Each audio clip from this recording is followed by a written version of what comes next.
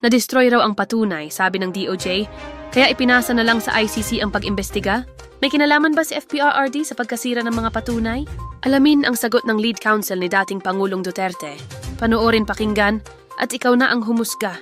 Ayon kay Attorney Nicholas Kaufman, ang lead counsel ni FPRRD, wala raw kinalaman si Duterte sa sinasabing pagkasira ng mahahalagang katibayan, kaugnay ng war on drugs. Sa panayam mula The Hague, mariin niyang sinabi, "Destroying proof is a criminal offense.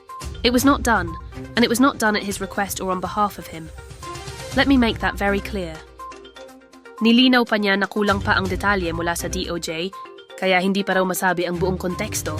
Ayon naman kay Undersecretary Claire Castro ng Presidential Communications Office, wala pa raw silang natatanggap na kompletong ulat mula kay DOJ Secretary Boying Remulla, kaugnay sa kung anong mga dokumento o impormasyon ang nawala o nasira.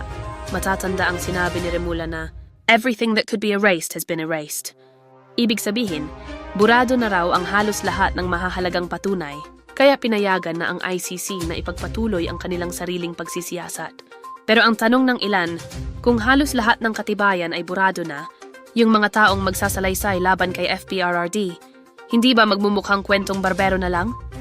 Paano nga ba mapapatunayan ang mga paratang kung wala ng konkretong patunay? Tanong sa manonood, sa tingin mo, may kinalaman ba si FPRRD sa pag-erase ng mga patunay? O baka naman wala talagang patunay at pinapalabas lang na na-erased kuno?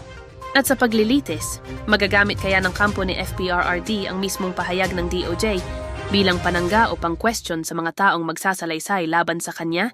Comment kung para sa iyo ay may dapat managot. Like kung naniniwala kang dapat lumabas ang buong katotohanan. Follow para sa balitang may tanong, may konteksto at may saysay. Pagod ka na ba sa tambak na labada? Sa Savian Instafresh malinis na, disinfected pa. May laundry, dry cleaning at cleaning supplies all in one shop. Kaya ano pang hinihintay mo? Tara na sa Building 8A4, Bahay Caridad, Bayani Street, Quezon City.